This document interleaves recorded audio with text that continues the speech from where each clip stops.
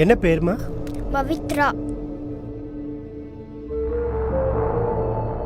உங்களோட கூட யாருமா வந்திருக்காங்க? நான் மட்டும்தான் சார் வந்திருக்கேன். அவங்க அப்பா ஃபாரின்ல இருக்காங்க சார். குழந்தையோட 2 கண்ணையும் செக் பண்ணி பார்த்தோமா, 2 கண்ணையும் டிஜிட்டல் ஒளி ரொம்ப பட்டிருக்குமா. அதனால அவங்களுக்கு ஃபோட்டோ ஸ்ட்ரெஸ்ஸுங்கிற ஒரு கம்ப்ளைண்ட் வந்திருக்குமா.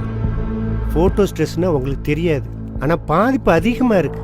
ரெட்டினா 2 டேமேஜ் ஆகிருக்கு. இது ஒரு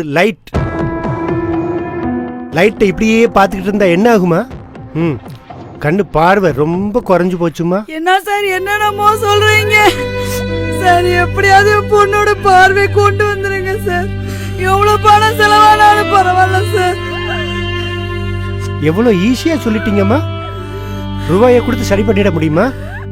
இது மிஷினா ஸ்பேர் பார்ட்ஸ் மாத்தி சரி பண்றதுக்கு? இந்த கேஸ் நிறைய இருக்கு.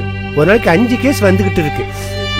ரெட்டினா டேமேஜ் ஆயிடுச்சுன்னா சரி கட்டுறது ரொம்ப கஷ்டமா. கண்ணோட பாதிப்பு பத்தி எத்தனை பத்திரிகையில வருது. இங்க பாருங்கம்மா, ரெட்டினா டேமேஜ் ஆயிருக்கு. அதை சரி கட்டுறதுக்கு எந்த கும்பனாலையும் முடியாது. உலகம் பூரா ரெட்டினா பாதிப்புக்கு ஆராய்ச்சி நடந்துகிட்டு இருக்கு. ஆனா தீர்வு இன்னும் வரல. வழக்கமான ட்ரீட்மெண்ட் தான் கொடுக்க முடியும். பாவை முழுமையா வர்றதும் வராததும் கடவுள் விட்ட வழி.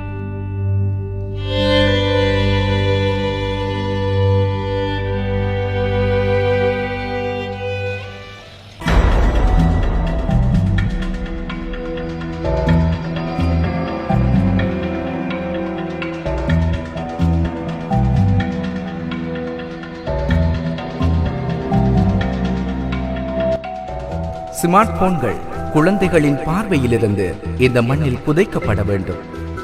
புதைக்கப்பட்ட இடத்தில் விதையாக விளையாட்டுகள் முளைக்கப்பட வேண்டும்.